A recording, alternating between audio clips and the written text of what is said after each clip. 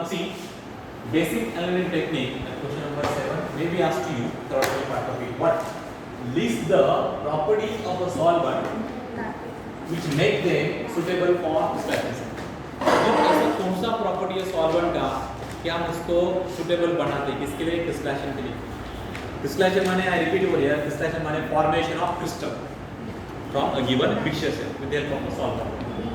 तो देखते हैं फिर क्या है, कौन सा प्रॉपर्टी सॉल्वेंट के लिए वो पहले फॉलो करना है। तो what is here under the heading choice of solvent, मतलब कौन सा हमको सॉल्वेंट चॉइस करने का है for suitable suitable salt for mixing that particular substance जो कंपाउंड किसी फॉर्म में को मिलने वाला है उसके लिए। हमने उससे पहले एग्जांपल डिस्कस किया था, क्या बोला था मैंने? एलम के बारे में बोला था, त्रुटि फिटकरी, उसको हम त्रुटि फिटकरी बोलते हैं। दैट है वो केमिकल फॉर्मूला ऐसे Al2SO4 K2SO4 Al2SO4 taken thrice 24 water molecule. पता है क्या करे ज्या आपल्याला सबस्टन्स क्रिस्टल सापडायचे, क्रिस्टल फॉर्म करायचे कोणते ऐसे Al2SO4 taken thrice 24 water molecule. ऐकून घ्या, K2SO4 हा त्याचा केमिकल फॉर्म्युला आहे कोणाचा? एलमचा।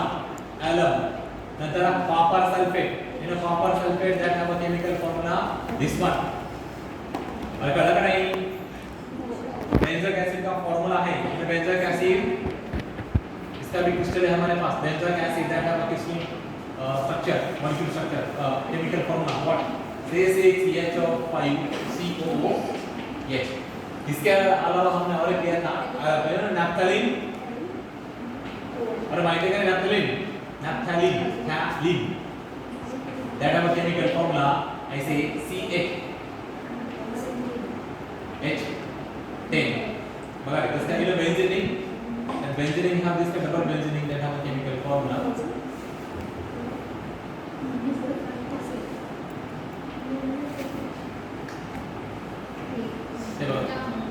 ऐकून घ्या रे, काय कार्बन 1 2 3 4 5 6 7 8 9 आणि 10, सॉरी इथे लिहितो 10।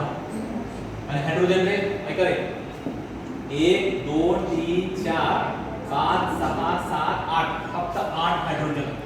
10 त्याचा वरचा मॉलिक्युलर फॉर्म्युला आणि खालचा त्याचा स्ट्रक्चरल फॉर्म्युला किसका? नॅफ्थलीन का, डांबर गोळी। माहिती का नहीं? ठीक है, उसका उस दिन हमने बताया था ये 4 सब्सटेंस 1 2 3 और ये 4, ये 4 सब्सटेंस का हमको किसी फॉर्म में मिलाने का है। और एक हमारा फेवरेट एग्जांपल यहाँ पे हम ले लेंगे, डोंट गेट कंफ्यूज हो गया। जैसे common salt, in common salt और कॉमन सॉल्ट व्हाट? NaCl पाचवा।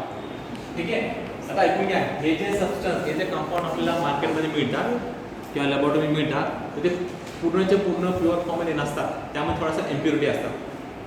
Impurity in the sense just like for example in case of a salt क्या रहता है? सिलिसियस मैटर रहता है, सैंड सिलिका। ठीक है, इसमें भी थोड़ा सा अनवांटेड इम्प्युरिटी रहता है, उसको भी हम निकाल सकते हैं ब्रश करके, उसको सॉल्वेंट में डिसॉल्व करके। मैक्सिमम हम यहाँ पे वाटर को इस्तेमाल करते हैं एज ए सॉल्वेंट, क्योंकि सॉल्वेंट यहाँ पे वाटर का प्रॉपर्टी इससे मिलता जुलता, काफी मिलता जुलता, क्योंकि सबके सब उसमें डिसॉल्व करता है, सोल्यूबल है, डिसॉल्व। ठीक है, ओके। ये इस तरह से मतलब इसमें जो इम्प्योरिटी रहती है उसको निकालने के लिए प्रोसेस इस्तेमाल करते हैं, और उसके लिए जो सॉल्वेंट है वो यहाँ प्रॉपर्टी डिस्कस करते हैं। तो क्या बोला आपने? देखो इधर क्या बोला आपने? The solvent to be used, सिर्फ 4 पॉइंट है, 4 इंपॉर्टेंट है, बाद में example. The solvent to be used for crystallisation must have following properties. कौन से प्रॉपर्टी? उसमें का पहला प्रॉपर्टी है, the first property is that here the compound, I correct, the compound, very well, the compound, I get it, the compound to be crystallized should be least or sparingly soluble in solvent at the room temperatures but highly soluble at a high temperatures। मतलब हमने उस compound को dissolve करने के बाद अगर वो room temperature पे सोलुबल होता है तो सफिशिएंट। अच्छा ठीक है, उसका हम क्रिस्टल फॉर्म में लेके आ सकते हैं बाद में। अगर नहीं सोलुबल है तो हाई, उसको हम बॉईल करके उसको हाई टेम्परेचर पे सोलुबल होना तो भी अच्छा है। तो इस तरह का हमको वहाँ पे सॉल्वेंट को देखने का। Understood? I repeat, what is here the compound, the compound to be crystallised, the compound to be crystallised, I correct, should have or should be least or sparingly soluble, मतलब अगर sparingly soluble in the same solvent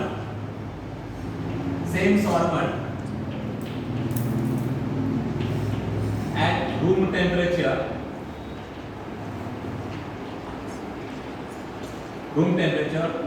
but highly soluble at high temperatures. ऐसे highly soluble at a high temperatures.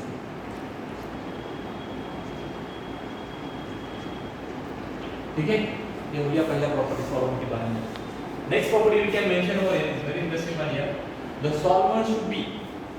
solvent should not react chemically with the compound to be purified. जिसका हमको purification करने का है उस compound के साथ उस सॉल्वेंट का केमिकल रिएक्शन नहीं होना चाहिए. अगर ऐसा होता है तो will never get the crystal of the particular compound, जो कि हमको प्युअर फॉर्म में चाहिए. समस्या मी काय म्हणतो ऐकून आपण कुठं वापरतो हे, ज्यावेळेस आपल्याला इम्प्युअर कंपाउंड मिळतात, लक्षात घ्या, ज्यावेळेस आपल्याला इम्प्युअर सबस्टन्स मिळतात तर ते इम्प्युअर सबस्टन्स म्हणजे फक्त कंपाउंड आपल्याला वेगळं करायचं असेल in terms of crystal form मध्ये, आपण त्यासाठी हे सॉल्वेंट नावाचा पदार्थ वापरतो. Solvent means what we are talking about the distilled water for example प्रकारे. ठीक आहे, समजलं का? तर त्या डिस्टिल्ड वॉटरचे केमिकल रिएक्शन त्या कंपाउंड सोबत ऐकून घ्या, त्या सबस्टन्स सोबत रिएक्शन नाही झाली पाहिजे, तर त्याची प्रॉपर्टी पाहिजे. ठीक आहे, देखो क्या बोला आपने, the solvent should not, I correct, should not react chemically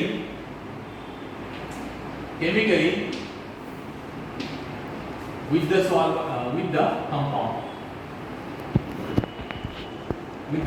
compound to be purified. Example purification करायचं,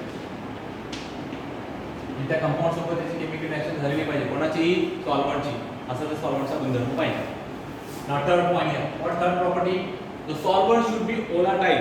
यू नो वोलाटाइल, ये लवकर बाष्प होणारा शब्द कसा वापरला, म्हणजे समजा फॉर एग्जांपल अगर आपको याद होगा मैंने आपको बोला था कि सॉल्ट अगर पानी में डिसॉल्व होता है तो उसको हम फिर से क्रिस्टल फॉर्म में लेके आ सकते हैं. काय करायचं, सॉल्ट मिक्स झाल्यानंतर पाण्यामध्ये त्याला आपण बॉईल करायचं. बॉईल करने के बाद क्या होता है, water evaporate, water goes into the atmosphere in the form of a vapour state. What our left क्या रहेगा, सॉल्ट. फिर से हमको ऐसा व्हाइट स्पैच उसके ऊपर दिखाई देगा उस बीकर के अंदर.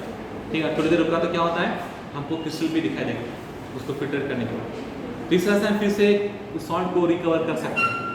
ठीक है, लेकिन उसको इस तरह से बॉईल करने का है कि उसका मतलब पूरा का पूरा वो सॉल्ट भी डिकम्पोज न हो जाए. लेकिन हे आपल्याला काळजी घ्यायची, म्हणजे काय करायचं, इथं फक्त सॉल्व्हंटच बाहेर पडला पाहिजे, हो का, बाकीचं कंपाउंड नाही. सॉल्व्हंटच हा पूर्णपणे जसं यू नो वोलेटाइल का मीनिंग होता है हाईली इवेपोरेट, म्हणजे लवकर बाष्प होणार, ही प्रॉपर्टी. बस काय सांगितलं, what are here, the solvent should B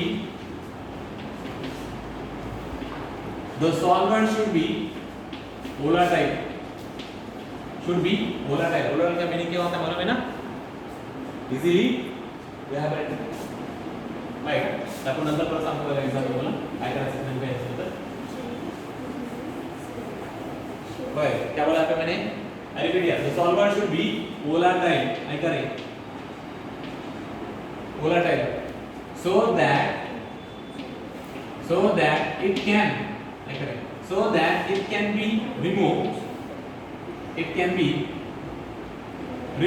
easily. आपण त्याला सहज काढू शकतो मिश्रणामध्ये through the filtration technique, through the evaporation technique. तीन इव्हॅपोरेशन बॉईल करायचं. ठीक है ना. फोर्थ वाला बहुत इंपॉर्टेंट है, बहुत इजी है. हम यहाँ पे कौन से सॉल्वेंट के तौर पर इस्तेमाल कर सकते हैं. Example, water, ethyl alcohol, acetone, ether, ये सब तुमको मिलने वाला. डोंट टेक टेंशन फॉर ये सब हमारे 12 में एलएलबी भी है, उसके फॉर्मूले भी है और हमारे लैबोरेटरी में अवेलेबल है. Don't take tension. ठीक है, अभी देखा जाए व्हेनेवर मैं जब वाटर के बारे में बोलता हूँ ना, तो वाटर के बारे में आपके दिमाग में फिट होना चाहिए. किसके बारे में, वाटर के बारे में, डिस्टिल्ड वाटर, बरं not tap water. Understood, distilled water, tap water for washing purpose, distil water for practical purpose, बरोबर है क्या? उल्टा नहीं करने का, ठीक है? वाटर है, इसके अलावा मीथिल जैसे इथिल अल्कोहल, इसका हम बाद में देखेंगे, डोंट गेट कंफ्यूज हो रही है with formula.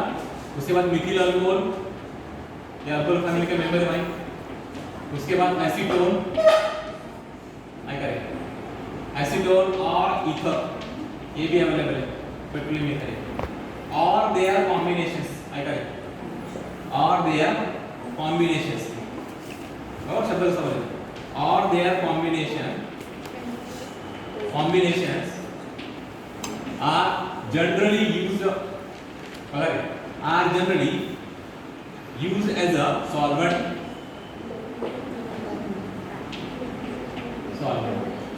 for what? For crystallization, ठीक है? Let us see practical example. Example number first. I say crystallization of common salt from impure sample. अभी जो हमको सैंपल मिलता है कहाँ से? शीशा से, तो प्योर फॉर्म में रहता है क्या? नहीं, उसको इम्प्योर फॉर्म में रहता है, उसको हमको प्यूरिफाई करना पड़ता है थ्रू द क्रिस्टलाइजेशन प्रोसेस है। फिर बाद में हमको उसमें आयोडीन ऐड करना पड़ता है। इन आयोडाइज्ड सॉल्ट मालूम है कि नहीं? अगर हमने आयोडाइज्ड सॉल्ट नहीं लिया तो क्या होता मालूम है ना? यू नो दैट गोइटर, गलगंडा मराठी में, ठेंगा हिंदी में, ये टॉन्सिल मालूम है फूकते हैं अगर हमने बिना आयोडीन का नमक खाया तो। कुछ आ रहे? ठीक है? तो what I see here, crystallization of common salt, like a practical example. Crystallization of common salt here, common salt from impure sample, शब्द बता रहे, from impure sample जो हम लेके आते हैं डिफरेंट सोर्स से, ठीक है? नेक्स्ट फॉर एग्जांपल हियर, ऐसे impure copper sulfate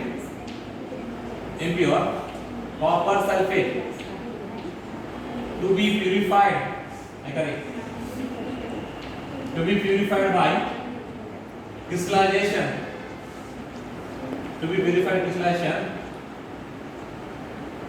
ठीक है? using water as a solvent,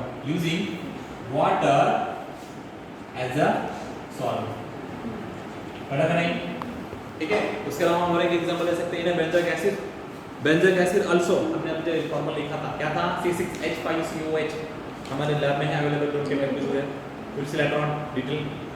so benzoic acids to be purified by crystallisation using water as a solvent. तो इस तरह से चॉइस ऑफ सॉल्वेंट हम यहाँ पे इस्तेमाल करते हैं। अंडरस्टूड? ये सिंपल से 4 पॉइंट्स है और एग्जांपल, कम से कम एग्जांपल अगर गलती से आता है एग्जाम में तो 2 में से 3 में से एक एग्जांपल देना, 4 पॉइंट, ठीक है?